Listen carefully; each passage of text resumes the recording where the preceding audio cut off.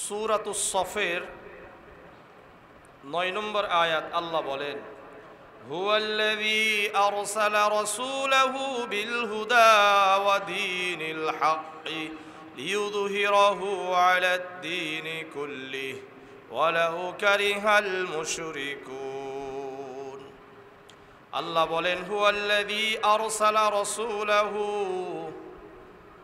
ওই সত্তা যে আল্লাহ রাব্বুল আলামিন তার রাসূলকে, হুয়াল্লাযী আরসালা রাসূলাহু বিল হুদা, হিদায়াত এবং সত্য দ্বীন দিয়ে প্রেরণ করেছেন, লিইয়ুযহিরাহু আলাদ দীনি কুল্লিহি, যাতে করে আল্লাহর রাসূল সাল্লাল্লাহু আলাইহি ওয়াসাল্লাম আর তার উম্মত পৃথিবীর যত মতবাদ রয়েছে, আদর্শ রয়েছে, যত দিন রয়েছে, সকল ধর্মের উপর, সকল মতবাদের উপর, সকল আদর্শের উপর ইসলামকে প্রাধান্য দিতে পারে, প্রতিষ্ঠিত করতে পারে। আল্লাহর রাসূলকে আল্লাহ তাআলা দিন দিয়ে কেন প্রেরণ করেছেন? যাতে করে পুরা দুনিয়াতে ইসলামকে অন্যান্য সকল মতবাদের উপরে, সকল মতাদর্শের উপরে, সকল দ্বীনের উপরে ইসলামকে বিজয়ী করতে পারে। এই কারণে আল্লাহ রাব্বুল আলামিন রাসূলুল্লাহকে ইসলাম দিয়ে প্রেরণ করেছেন। বিষয়টা কি বুঝে আসছে? পৃথিবীতে যত মতবাদ, যত আদর্শ, সকল আদর্শ প্রতিষ্ঠার জন্য কি দরকার? দাওয়াত দরকার। কি দরকার? দাওয়াত দরকার, তাবলীগ দরকার। আপনি পৃথিবীতে যাই প্রতিষ্ঠা করতে চান না কেন, সেটার যত বেশি দাওয়াত হবে, যত বেশি তাবলীগ হবে, যত বেশি প্রচার হবে, এটা তত তাড়াতাড়ি আর অত দৃঢ়ভাবে পৃথিবীতে প্রতিষ্ঠিত হবে। দৃঢ়ভাবে কি হবে? প্রতিষ্ঠিত হবে। এই জন্য ইসলামে দাওয়াতের, তাবলীগের গুরুত্ব অপরিসীম। আল্লাহ রাব্বুল আলামিন নিজেই প্রথম যে আয়াত অবতীর্ণ করেছেন, এখানে আল্লাহ তাআলা নিজেই দাওয়াত দিয়েছেন। সূরা আলাকের 1 থেকে 5 নম্বর আয়াতে আল্লাহ বলেন, ইকরা বিসমি রাব্বিকাল্লাযী খলাক, খলাকাল ইনসানা মিন আলাক, ইকরা ওয়া রাব্বুকাল আকরাম আল্লাযী আল্লামা বিল কলাম, আল্লামাল ইনসানা মা লাম ইয়ালাম। আল্লাহ বলেন, ইকরা বিসমি রাব্বিকাল্লাযী খলাক। হে নবী মুহাম্মদ আর আপনার উম্মত সবার জন্য বলছি, ইকরা বিসমি রাব্বিকাল্লাযী খলাক, পড়েন ওই রবের নামে যিনি আপনাকে সৃষ্টি করেছেন, পুরা দুনিয়াকে সৃষ্টি করেছেন। এখানে কি বললেন? আল্লাহ রবের দাওয়াত দিয়ে দিয়েছেন যে আপনি ওই রবের নামে পড়বেন যেই রব আপনাকে সৃষ্টি করেছেন। ইকরা বিসমি রাব্বিকাল্লাযী খলাক,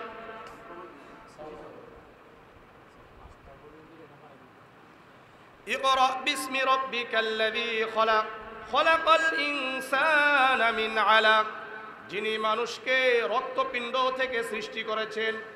ইকরা ওয়া রাব্বুকাল আকরাম, পড়েন আপনার প্রভু মহিমান্বিত। আল্লামাল ইনসানা মা আল্লাযী আল্লামা বিল কলাম, যিনি মানুষকে কলমের মাধ্যমে শিক্ষা দিয়েছেন। আল্লামাল ইনসানা মা লাম ইয়ালাম, যিনি মানুষকে ওই সমস্ত জিনিস শিক্ষা দিয়েছেন যা মানুষ জানতো না, যা মানুষ জানতো না।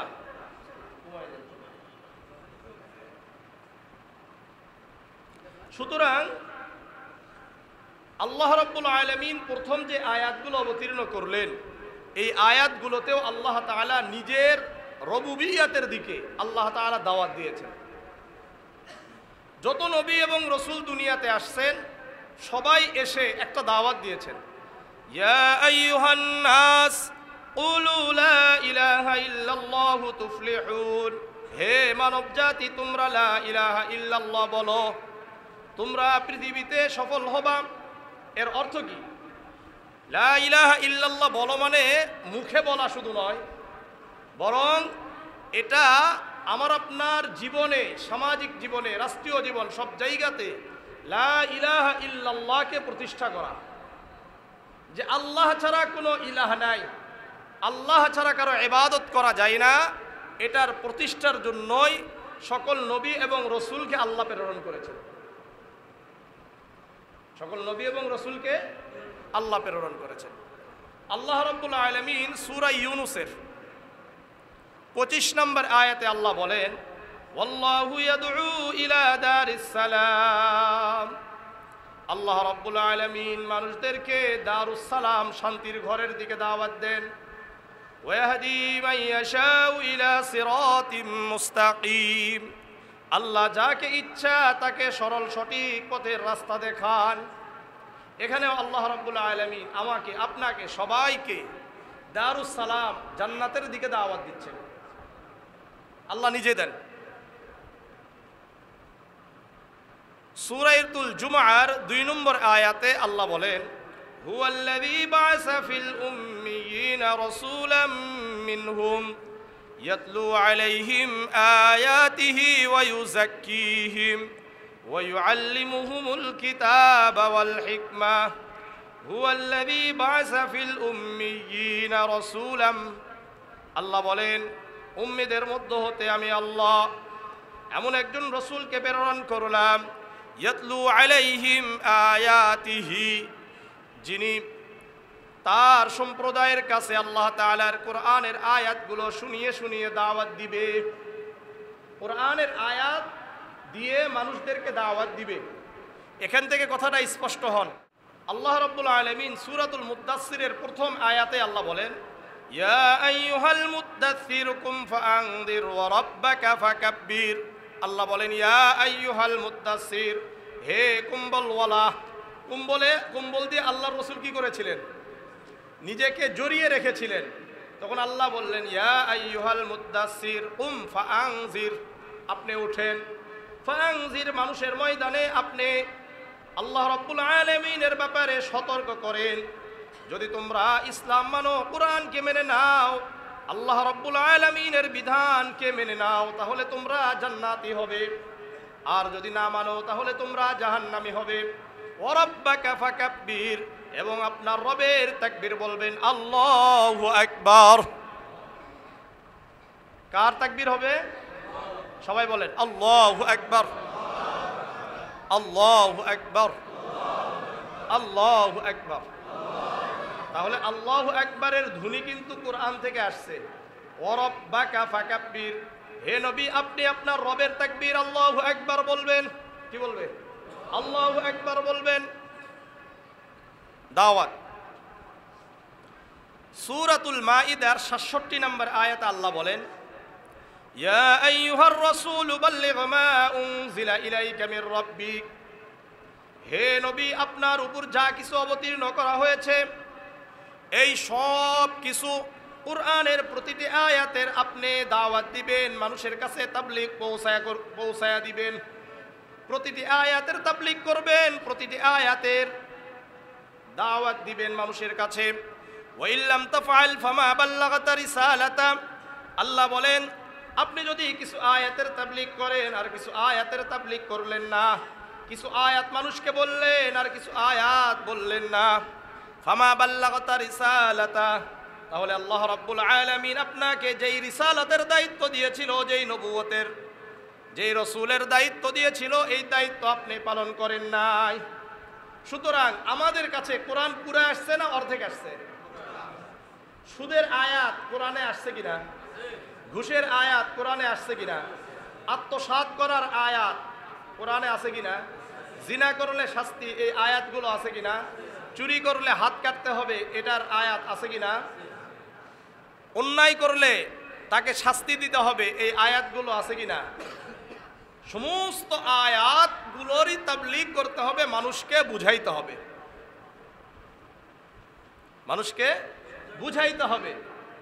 রাসূল করিম সাল্লাল্লাহু আলাইহি ওয়াসাল্লাম নিজেও দাওয়াত দিয়েছেন এবং সাহাবাদেরকে বলেছেন, উম্মতকে বলেছেন, তোমরাও আমার কাছ থেকে যা যা শুনবে, যা যা পাবে আমার পক্ষ থেকে, প্রত্যেকটি আয়াতের, প্রতিটি হাদিসের তোমরা অন্যদেরকে পৌঁছায়া দিবা। সহিহ বুখারীর 3461 নম্বর হাদিস। عن عبد الله بن عمر رضي الله تعالى عنه قال قال رسول الله صلى الله عليه وسلم بلغوا عني ولو آية।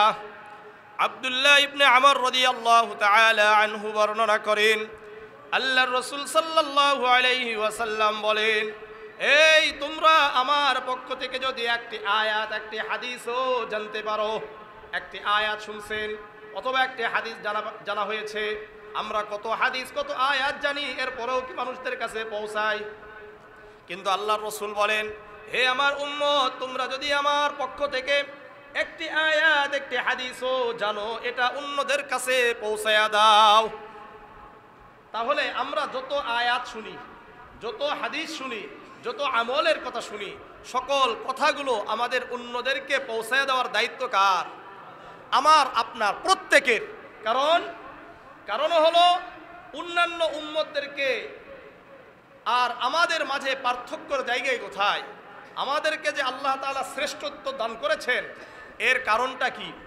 এর কারণ হলো আমাদেরকে দাওয়াতের, আমাদেরকে তাবলীগের দায়িত্ব দেওয়া হয়েছে, যেটা অন্যান্য উম্মতের এই দায়িত্বটা ছিল না, কিন্তু আমাদের এই দায়িত্বটা আছে। সূরা আলী ইমরানের 110 নম্বর আয়াত আল্লাহ বলেন, কুনতুম খায়রা উম্মাতিন উখরিজাত লিন-নাস তা'মুরুনা বিল মা'রুফি ওয়া তানহাউনা 'আনিল মুনকার। তোমরা শ্রেষ্ঠ জাতি, তোমাদেরকে মানুষের কল্যাণের জন্য বের করা হয়েছে। আমার আপনাকে আমাদেরকে কল্যাণের জন্য বের করা হয়েছে, মানুষের কল্যাণের জন্য দুনিয়াতে প্রেরণ করা হয়েছে। তা'মুরুনা বিল মা'রুফি ওয়া তানহাউনা 'আনিল মুনকার। তোমরা মানুষদেরকে সৎ কাজের আদেশ করবে, অসৎ কাজ থেকে নিষেধ করবে। সৎ কাজের আদেশ, অসৎ কাজের নিষেধ, এটা খুব গুরুত্বপূর্ণ বিষয়, খুব গুরুত্বপূর্ণ বিষয়। সৎ কাজের আদেশ করা আর অসৎ কাজ থেকে নিষেধ করা, এটা খুব গুরুত্বপূর্ণ। সহিহ মুসলিমের 49 নম্বর হাদিস। আন আবি সাঈদ আল-খুদরি রাদিয়াল্লাহু তাআলা আনহু قال قال رسول الله صلى الله عليه وسلم من رأى منكم منكرا فليغير بيده فإن لم يستطع فبلسانه فإن لم يستطع فبقلبه وذلك أضعف الإيمان। আবু সাঈদ খুদরি রাদিয়াল্লাহু তাআলা আনহু বর্ণনা করেন, আল্লাহর রাসূল সাল্লাল্লাহু আলাইহি ওয়াসাল্লাম বলেন, তোমাদের মধ্যে হতে কেউ যখন কোনো অন্যায় কাজ হতে দেখবে, কি কাজ? অন্যায় কাজ হতে দেখবে, অশ্লীল কাজ হতে দেখবে, খারাপ কাজ হতে দেখবে। মান রাআ মিনকুম মুনকারান ফালইগাইয়ির বিয়াদিহি, যদি সামর্থ্য থাকে, যদি শক্তি থাকে, তাহলে হাত দিয়ে বাধা দিবে। কি দিয়ে বাধা? আপনি হঠাৎ দেখছেন এখানে একজন আরেকজনকে অন্যায়ভাবে মারধর করছে, এখন যদি শক্তি থাকে কি করতে হবে? হাত দিয়ে বাধা দিতে হবে। এখানে দেখা যাচ্ছে মদের আড্ডা চলছে, যদি শক্তি থাকে হাত দিয়ে বাধা দিতে হবে। দেখছেন যে সুদের ব্যবসা চলছে, যদি শক্তি থাকে হাত দিয়ে বাধা দিতে হবে। যদি দেখেন এখানে পতিতালয়ের আড্ডা চলতেছে, যদি শক্তি থাকে হাত দিয়ে বাধা দিতে হবে। আর এই শক্তি ওই সময় আমাদের অর্জন হবে যখন দেশটা ইসলামী রাষ্ট্র হিসাবে প্রতিষ্ঠিত হবে। আপনি আমি কুরআন এবং হাদিসকে পূর্ণাঙ্গভাবে ওই সময় মানতে পারবো যখন ইসলাম এদেশে প্রতিষ্ঠিত হবে। এদেশে কি হবে? প্রতিষ্ঠিত হবে। এর আগে আপনি করতে পারবেন না। আপনি করতে গেলে আমার আপনার মতো মাথায় টুপিওয়ালা, দাড়িওয়ালা, জুব্বাওয়ালা এরাই বাধা দিবে। বুঝে আসছে? আর যখন রাষ্ট্রীয়ভাবে হয়ে যাবে তখন কি হবে? আর বাধা দেওয়ার কোনো সুযোগ থাকবে না। কারণ ইসলাম দেশের একেবারে মাথা থেকে আদেশ হবে কোরআন এবং হাদিস বিরোধী যা আছে, সমাজ বিরোধী যা আছে সবগুলোকে উৎখাত করো। এটা আমার আর আপনার করতে হবে না। প্রশাসন এসে কি করবে? সুদ বন্ধ করে দিবে, ঘুষ বন্ধ করে দিবে, মদের আড্ডা বন্ধ করে দিবে, কেউ কাউকে দুর্বলকে আঘাত করার কোনো সুযোগ থাকবে না, কারো কাছ থেকে চাঁদা নেওয়ার কোনো সুযোগ থাকবে না। আমাদের এই জায়গাগুলোতে একটা হলো, এরা তো ভুল করে, রাস্তায় আটকায়া কি করে, ভ্যান দাঁড় করিয়ে ব্যবসা করে, এটা একটা অন্যায়। এই অন্যায়ের কারণে কি হয়, চলাচল বিঘ্নিত ঘটে, এটা তো একটা অন্যায়। এই অন্যায়কে প্রতিষ্ঠিত করে কারা, যারা রাতের বেলায় গিয়ে 20 টাকা 50 টাকা করে তাদের কাছ থেকে কি কথা কয় না, চাঁদা নেয়, এটারাই তো মানে এই চাঁদা নিয়েই তো তাদেরকে প্রতিষ্ঠিত করেছে। এটা অন্যায় না? এই যে অন্যায় আমরা দেখছি, এখন আমাদের ওই শক্তি নাই যেটা আমরা কি করতে পারবো, হাত দিয়ে বাধা দিতে পারবো। কিন্তু একটা শক্তি আছে, সেটা হলো এই যে বলতেছি, মান রাআ মিনকুম মুনকারান ফালইগাইয়ির বিয়াদিহি ফাইন লাম ইস্তাতি' ফাবিলিসানিহি। আর যদি হাত দিয়ে বাধা দেওয়ার ক্ষমতা না থাকে, তাহলে জবানের মাধ্যমে, বক্তৃতার মাধ্যমে, ওয়াজের মাধ্যমে এটার অন্যায়ের বিরোধিতা করো, যেটা আমরা করছি। কিন্তু ওটা দরকার না, আগেরটা দরকার কি দরকার না, কথা কয় না। মানে আপনারা চান না ইসলাম প্রতিষ্ঠিত হোক, এটা কে কে চান? সবাই চান। আল্লাহ কবুল করেন। ঠিক আছে, এখন আপনি জবানের মাধ্যমেও করতে পারছেন না, কিছু একটা সময় গেছে, বলাও কি নাই, শক্তি নাই। ফাবি কলবি, রসুল বলেন, তাহলে তোমরা অন্তরে অন্তরে এটাকে কিভাবে বাধা দেওয়া যায়, এটাকে কিভাবে উৎখাত করা যায়, এর কৌশল অবলম্বন করো এবং এটাকে ঘৃণা করো। কি করো? এটাকে ঘৃণা করো এবং কৌশল অবলম্বন করো যে কিভাবে এটাকে উৎখাত করা যায়, এই অন্যায়ের বিরোধিতা করা যায়, অন্যায়কে প্রতিষ্ঠিত যেন না হয়, এর জন্য চেষ্টা চালিয়ে যাওয়া, এটা আমার আপনার দায়িত্ব। কিন্তু শুধুমাত্র যদি আপনি ঘৃণা করে চলে যান, এটা কোনো দিন কি আর উৎখাত হবে? আমি আপনাদেরকে একটা উদাহরণ দিই। ধরে নেন রাস্তার মাঝে কিছু পায়খানা আছে, পায়খানা বুঝেন, মানে পায়খানা করে চলে গেছে, এখন যায়, যেই যায় এরকম পাশ দিয়ে চলে যায়, আরেকজন যায় পাশ দিয়ে চলে যায়, সবাই ঘৃণা করেই চলে গেল। এখন আপনাদেরকে আমি বলতে চাই, এই যে ঘৃণা করে সবাই চলে গেছে সকাল থেকে রাত পর্যন্ত, এটা পরিষ্কার হবে? পরিষ্কার হবে না। তাহলে কি করতে হবে? এসে পরামর্শ করতে হবে যে এটাকে কিভাবে পরিষ্কার করা যায়।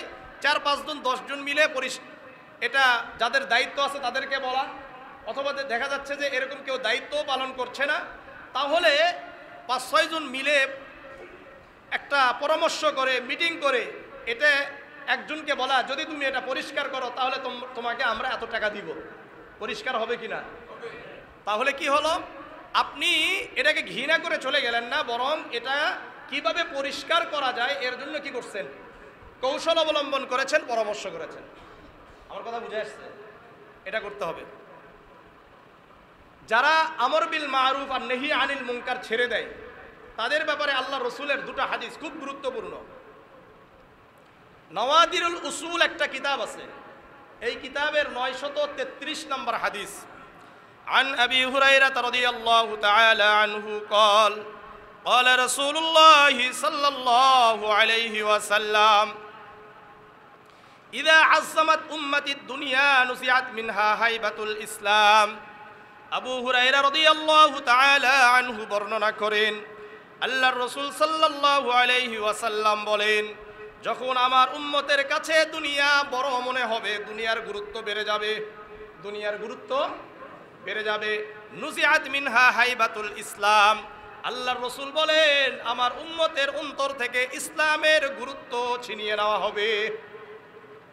যখন আমরা দুনিয়াকে বড় মনে করা শুরু করে দিব, তখন আমাদের অন্তর থেকে ইসলামের গুরুত্ব মিটে যাবে, ইসলামের গুরুত্ব মুছে যাবে। আমার কথা বুঝছেন? ওয়াইদা তারাকাতিল আমর বিল মারুফ ওয়ান নাহি আনিল মুনকার, যখন আমার উম্মত আমর বিল মারুফ, সৎ কাজের আদেশ ছেড়ে দিবে, অসৎ কাজের নিষেধ করা ছেড়ে দিবে, হুরিমাত বারাকাতুল ওয়াহি, আল্লাহ তাআলার ওয়াহির বরকত থেকে বঞ্চিত হবে। আল্লাহ তাআলার যে ওয়াহির বরকত, এখান থেকে আমরা কি হব? বঞ্চিত হব। কখন? যখন আমরা সৎ কাজের আদেশ আর অসৎ কাজের নিষেধকে ছেড়ে দিব, অসৎ কাজের নিষেধ ছেড়ে দিব, তখন আল্লাহ তাআলার ওয়াহির যে একটা বরকত আছে, কুরআনের যে বরকত আছে, রাসূলের সুন্নাহর যে বরকত আছে, এই বরকত থেকে আমরা বঞ্চিত হব। ওয়াইদা তাসাব্বাত উম্মতি সাকাতাত মিন আইনিল্লাহ, আল্লাহর রাসূল বলেন যখন আমার উম্মত একে অপরের মাঝে পরস্পরে ঝগড়া বিবাদে লিপ্ত হয়ে যাবে, একে অপরকে দোষারোপ করবে, একে অপরকে গালি দিবে, একে অপরকে কি করে গালি দেয় কি দেয় না, একে অপরকে গালি দেয়, নিজেই ভালো অন্যরা ভালো নয়। আজকে আমাদের মধ্যে এরকম আছে কিনা, আমি ভালো আর দুনিয়ায় কেউ ভালো নয়, এইভাবে একে অপরকে গালি দেয়, একে অপরকে দোষারোপ করে, করে কি করে না? শুধু কি আপনারা করেন না ওয়াজ মাহফিলেও হয়? কথা কয় না, সব জায়গায় হয় কি হয় না? হ্যাঁ হয়, সব জায়গায় হয়। সেটা কি করে?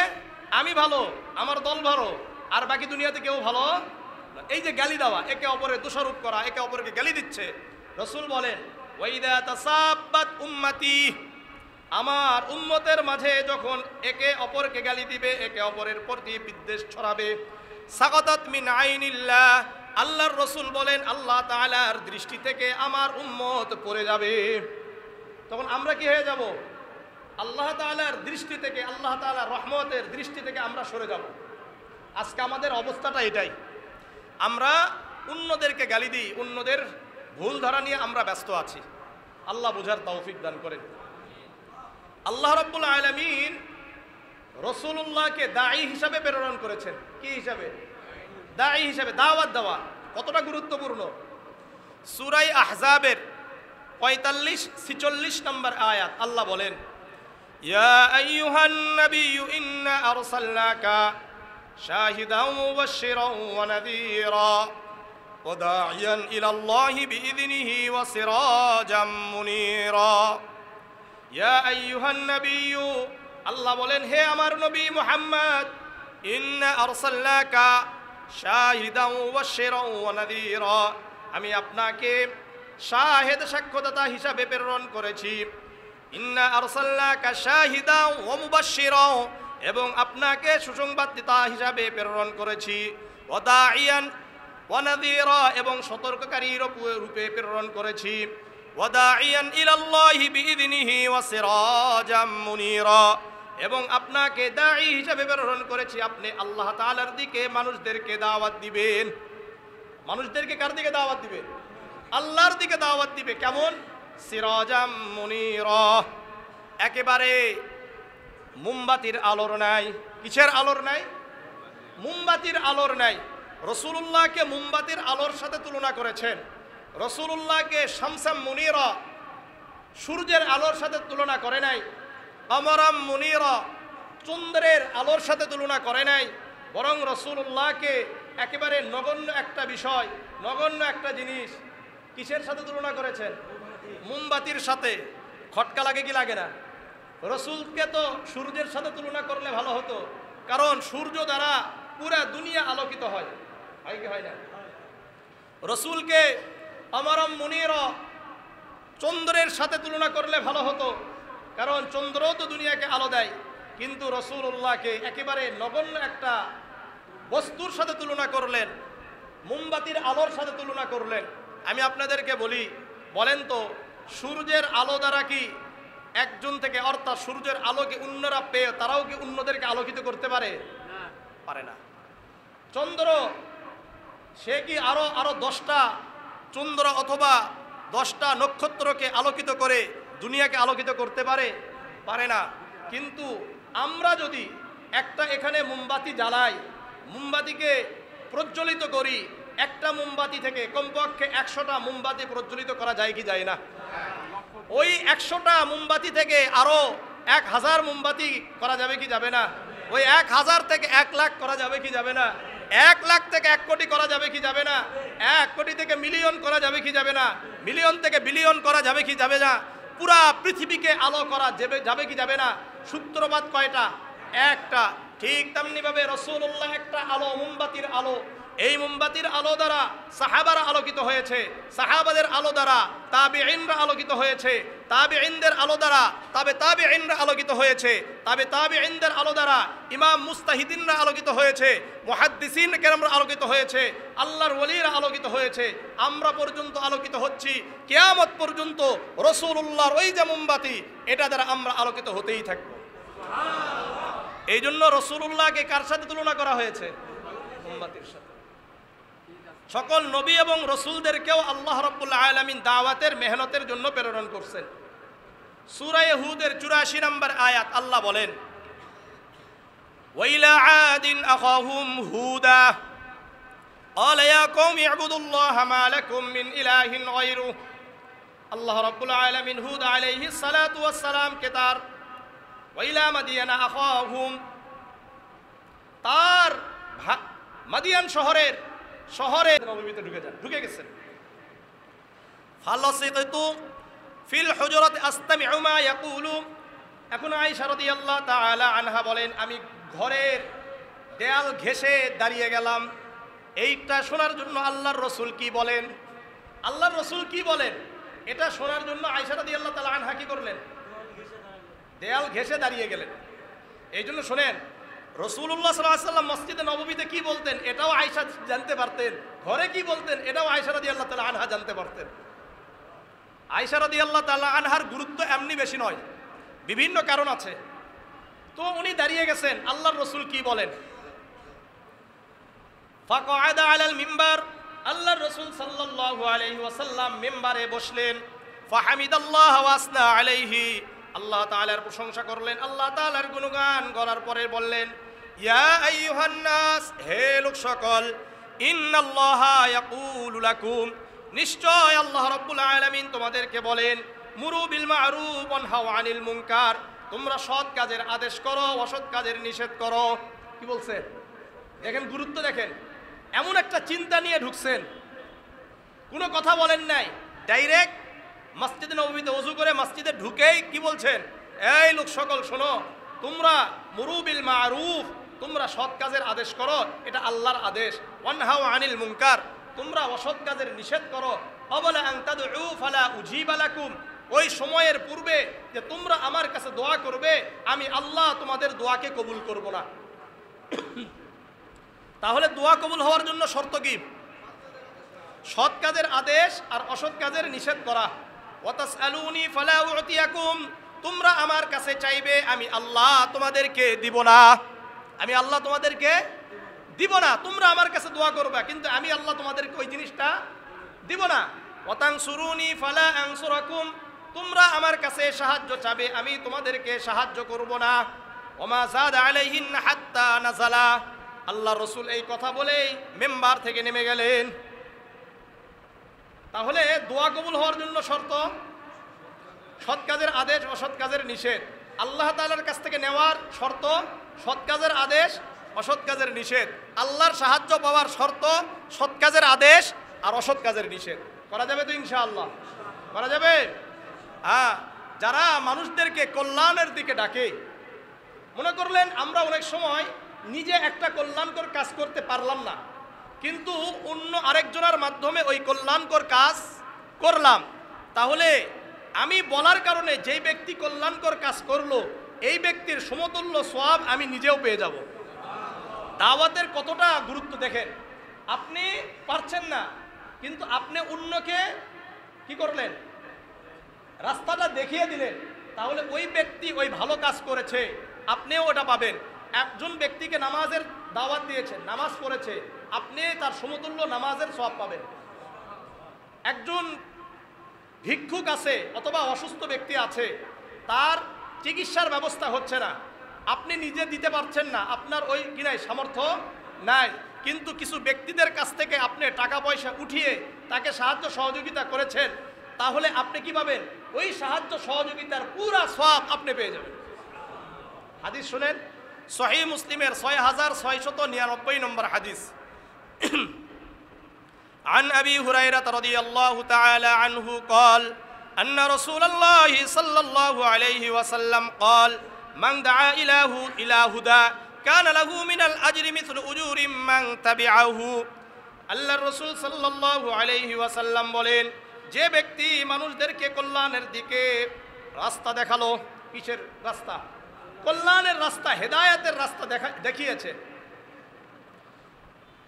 কানা লাহু মিনাল আজরি মিসলু উজুরি মান তাবিআহু, যেই ব্যক্তিদেরকে কল্যাণের কথা বলেছে ওই ব্যক্তিরা ওই কল্যাণকর কাজ সম্পাদন করেছে, আল্লাহ রাব্বুল আলামিন ওই দাওয়াত দানকারীকেও আল্লাহ তাআলা তার সমতুল্য সওয়াব দান করবেন।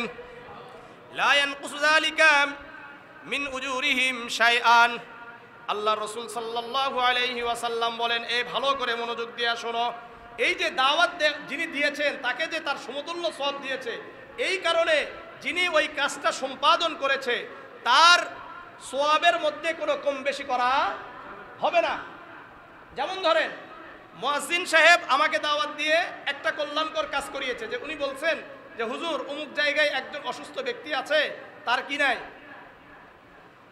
আর তার ঔষধ কেনার টাকা নাই, আমি শুনে গিয়া তাকে ঔষধ কিনে দিছি। এই যে আমি গেলাম, যাওয়ার কারণে ঔষধ কিনে দিলাম, এটার একটা সওয়াব আছে না? এই পরিপূর্ণ সওয়াব আবার কে পাবে? মুয়াজ্জিন সাহেব পেয়ে যাবে। পাওয়ার পরে আমার সওয়াবের মধ্যে আর কি করা হবে না, কম বেশি করা। ওমান দা ইলা দালালাতিন, আর যে ব্যক্তি কোনো ভ্রান্ত রাস্তার দিকে পথ দেখালো, খারাপ রাস্তা, চল দোস্ত ওই জায়গায় একটা গান বাজনা হচ্ছে, কি হয়েছে? গান বাজনা হয়েছে। অথবা রাস্তা দেখায়, দোস্ত এইভাবে যদি ওই দলের সাথে থাকা যায় তাহলে ওই জায়গা থেকে চাঁদাবাজি করে কিছু ইনকাম করা যায়। কথা কয় না? এরকম আছে কি নাই? জোরে বলেন না, আছে কি নাই? চাঁদাবাজি করে খাওয়ার একটা সুযোগ আছে কি নাই?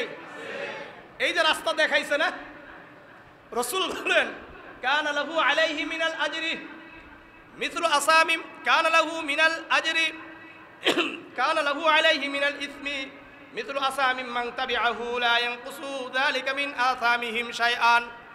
এখন এই যে গুনাহের রাস্তা দেখিয়েছে, এই ব্যক্তিটা গুনাহ করছে না, এই গুনাহের সমতুল্য গুনাহ কে পাবে? যে রাস্তা দেখিয়েছে।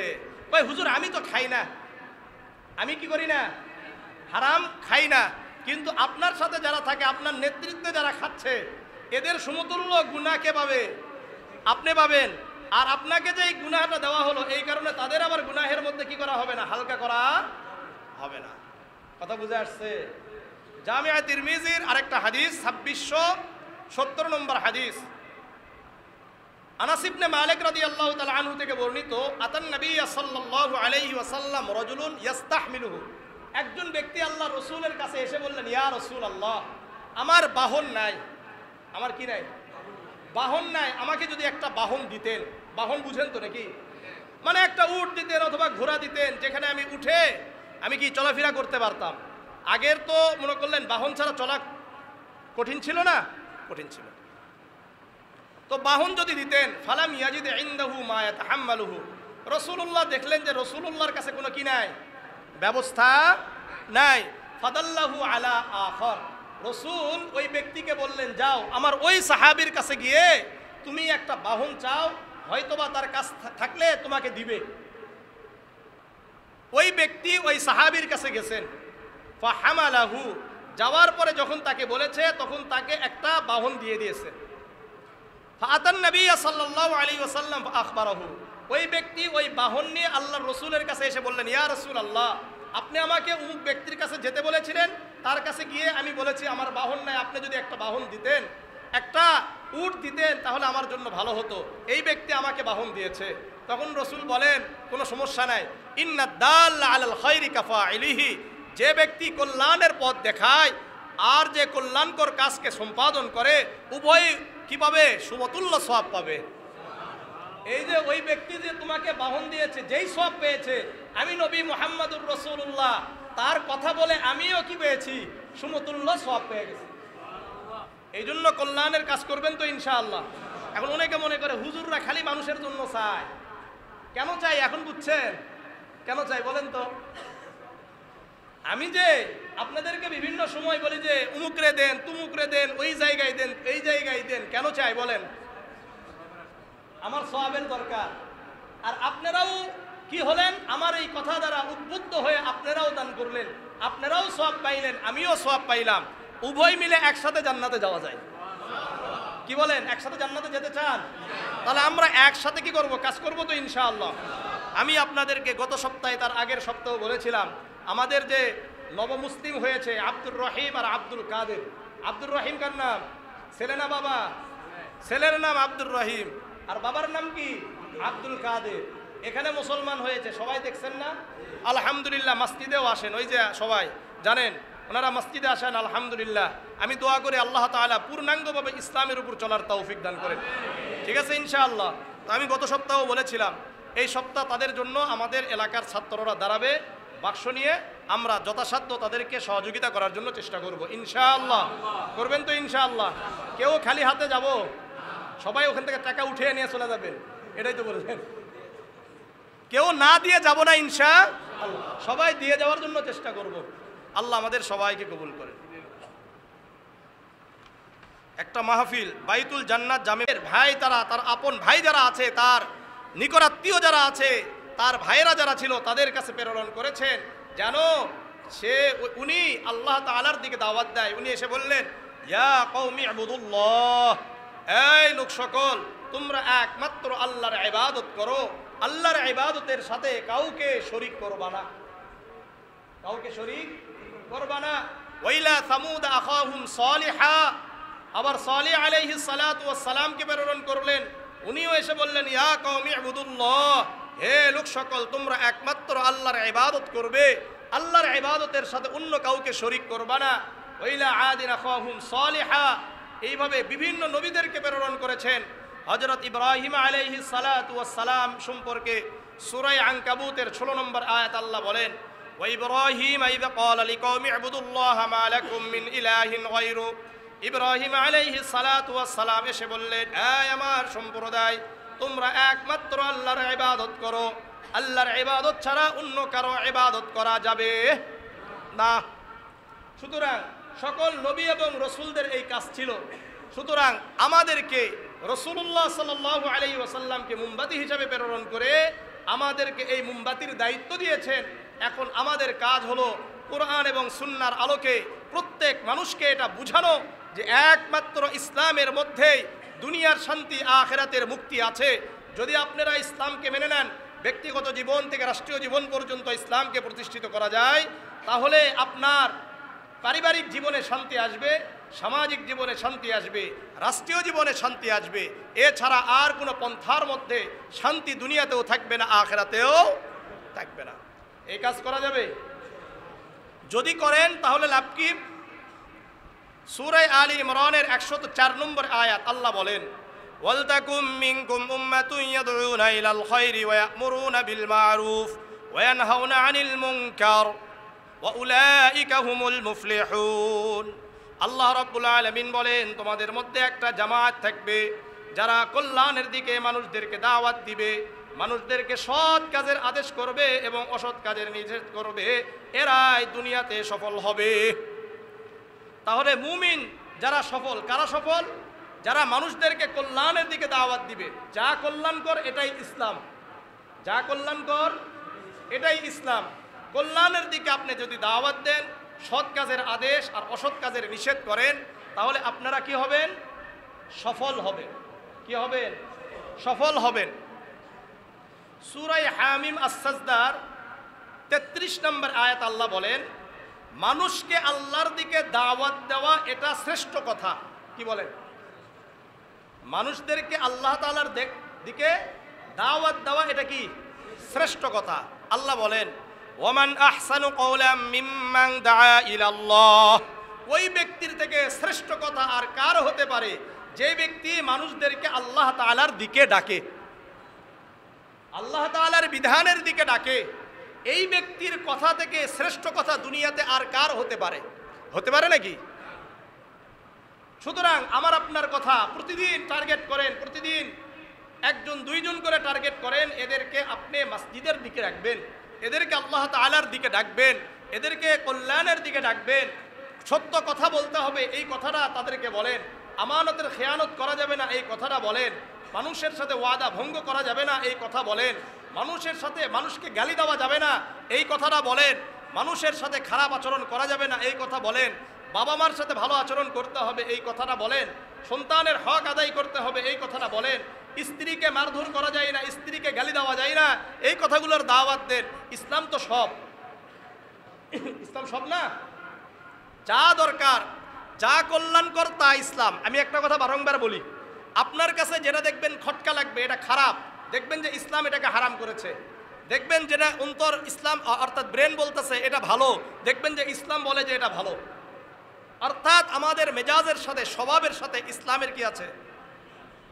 মিল আছে, পরিপূর্ণ মিল আছে। এই জন্য আমরা ইনশাআল্লাহ আল্লাহ তাআলার দিকে মানুষদেরকে দাওয়াত দিব তো ইনশাআল্লাহ। সূরাতুত তাওবার ৭১ নম্বর আয়াত আল্লাহ বলেন, ওয়াল মুমিনুনা ওয়াল মুমিনাতু বা'দুহুম আউলিয়াউ বা'দ। মুমিন পুরুষের বন্ধু, মুমিন নারীর বন্ধু। ওয়াল মুমিনুনা ওয়াল মুমিনাতু বা'দুহুম আউলিয়াউ বা'দ ইয়া'মুরুনা বিল মা'রুফ ওয়া ইয়ানহাউনা আনিল মুনকার। তারা সৎ কাজের আদেশ করবে, সৎ কাজের দাওয়াত দিবে, অসৎ কাজ থেকে নিষেধ করবে। ইয়া'মুরুনা বিল মা'রুফ ওয়া ইয়ানহাউনা আনিল মুনকারি ওয়া ইউকিমুনাস সালাত ওয়া ইউতুনাজ যাকাত। নামাজ কায়েম করবে, যাকাত আদায় করবে। এখানে আপনাদের কাছে একটা কথা বলতে চাই, আজকে সকালে বলেছি, আপনাদেরকেও বলি। আল্লাহ রাব্বুল আলামিন তিনটা জিনিসকে একসাথে আলোচনা করেছেন। কয়টা জিনিস? আকিমুস সালাত ওয়া আতুজ যাকাত। নামাজের সাথে সর্বদা কিসের আলোচনা আসছে? যাকাতের আলোচনা আসছে, তাই না? কেন? আবুল লাইস সামারকান্দি রাহিমাহুল্লাহ তানবিহুল গাফিলিন একটা কিতাব আছে, এই কিতাবের মধ্যে উনি উল্লেখ করেছেন আকিমুস সালাতের সাথে আতুজ যাকাত কেন, নামাজ কায়েম করো যাকাত আদায় করো কেন? আল্লাহ এটা বুঝাইতে চেয়েছেন, মান সাল্লাহ, একজন ব্যক্তি নামাজ পড়লো, ওয়ালাম ইউআদ্দিজ যাকাত, কিন্তু যাকাত আদায় করে নাই, লাম তুকবাল মিনহুস সালাত, ওই ব্যক্তির নামাজও আল্লাহর কাছে কবুল হবে না। নামাজ কবুল হওয়ার জন্য কি শর্ত? যাকাত যাদের উপর ফরজ, এই যাকাত দেওয়া শর্ত। বুঝে আসছে? আসেন, এরপরে আল্লাহ রাব্বুল আলামিন বিভিন্ন আয়াতে বলেছেন, আতিউল্লাহ ওয়ার রাসূল, তোমরা আল্লাহর আনুগত্য করো, রসুলের আনুগত্য করো। একজন ব্যক্তি মান আতো আল্লাহ, আল্লাহর আনুগত্য করে, ওয়ালাম ইতিআর রসুল, কিন্তু রসুলের আনুগত্য করে না, লাম ইউকবাল মিনহু, এই ব্যক্তির আনুগত্য আল্লাহ তাআলার কাছেও কি হবে না?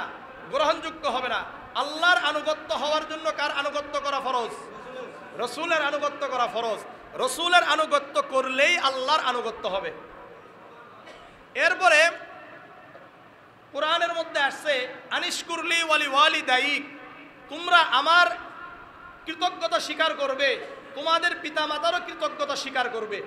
কোনো ব্যক্তি বলেন মান শাকারাল্লাহ, একজন ব্যক্তি আল্লাহ তাআলার কৃতজ্ঞতা স্বীকার করেছে, ওয়ালাম ইয়াশকুর লিল ওয়ালিদাইন, কিন্তু পিতামাতার কৃতজ্ঞতা স্বীকার করে নাই, এই ব্যক্তি আল্লাহ তাআলারও কৃতজ্ঞতা আসলেই স্বীকার করে নাই। আল্লাহ তাআলার কৃতজ্ঞতা স্বীকার করার জন্য শর্ত কি? পিতামাতার কৃতজ্ঞতা স্বীকার করা, পিতামাতার সাথে ভালো আচরণ করা, পিতামাতার খেদমত করা, পিতামাতার সাথে ভালো আচরণ করে জান্নাতের উপযুক্ত হয়ে যদি যেতে পারি, তাহলেই মূলত আল্লাহ তাআলার কৃতজ্ঞতা স্বীকার করা হয়েছে। বুঝে আসছে? তাহলে নামাজ কায়েম করা, যাকাত আদায় করা, যদি আমাদের নামাজ কবুল করাতে চাই তাহলে কি করতে হবে? যাকাত দিতে হবে। তাহলে তো এখন ধরা খাওয়া সবার। আল্লাহ আমাদেরকে সহিহ বুঝদান করেন। ইকিমুস সালাত ওয়া ইউতুজ যাকাত ওয়া ইতিউনাল্লাহ ওয়া রাসূলাহ। এই দেখেন, আবার আল্লাহ বলেন তোমরা আল্লাহর আনুগত্য করো, রাসূলেরও আনুগত্য করো। উলাইকা সায়ারহামুহুমুল্লাহ। আল্লাহ রাব্বুল আলামিন বলেন, যারা সৎ কাজের আদেশ করে, অসৎ কাজের নিষেধ করে, নামাজ কায়েম করে, যাকাত আদায় করে, আল্লাহর আনুগত্য করে, রাসূলের আনুগত্য করে, আল্লাহ তাআলার পক্ষ থেকে এরা রহমত প্রাপ্ত হবে। কি প্রাপ্ত হবে? আল্লাহ তাআলার রহমত প্রাপ্ত ব্যক্তি এরা। সুতরাং দাওয়াতের কাজ, তাবলীগের কাজ, মানুষকে সৎ কাজের আদেশ করা, অসৎ কাজের নিষেধ করা, এটা হলো দাওয়াত। আপনি মানুষকে ভালো কাজের দিকে ডাকছেন, এটা দাওয়াত না? সৎ কাজের আদেশ করা এটা দাওয়াত, অসৎ কাজের নিষেধ করা এটা কি? দাওয়াত। বুঝে আসছে? সুতরাং এই দাওয়াত এটা অনেক গুরুত্বপূর্ণ ব্যাপার, অনেক গুরুত্বপূর্ণ ব্যাপার। শুধু তাই নয়, আমি আরেকটা হাদিস আপনাদেরকে বলতে চেয়েছিলাম, ভুলে গেছি, এটা আবার বলি এখানে, শুনে। সহিহ ইবনে হিব্বানের 290 নম্বর হাদিস এটা।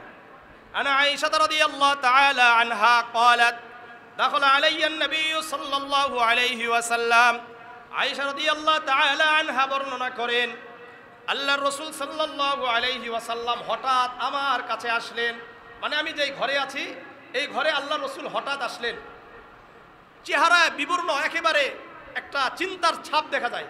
ফাআরাফতু ফি ওয়াজহিহি আন ক্বাদ হাযারাহু শাইউন, আমি আল্লাহর রাসূলের চেহারা মুবারক দেখে বুঝতে পারলাম কোনো একটা কিছু হয়েছে, কোনো একটা কিছু হয়েছে, না হলে রাসূলের এমন তো চেহারা হওয়ার কথা নয়। ফাতাওয়াজ্জা ওয়া মা কাল্লামা আহাদান, আল্লাহর রাসূল ওযু করলেন কিন্তু কারোর সাথে কথা বলেন নাই। ওযু করেই কারোর সাথে কি করে নাই, কথা না বলেই ওযু করে একেবারে সরাসরি মসজিদে ঢুকে গেছেন, মসজিদে নববীতে চলে গেছেন। যখন রাসূলুল্লাহ মসজিদে নববীর ভিতরে ঢুকে গেলেন, কারণ রাসূলের তো রুমটা ছিল কি মসজিদে নববীর সাথে লাগানো,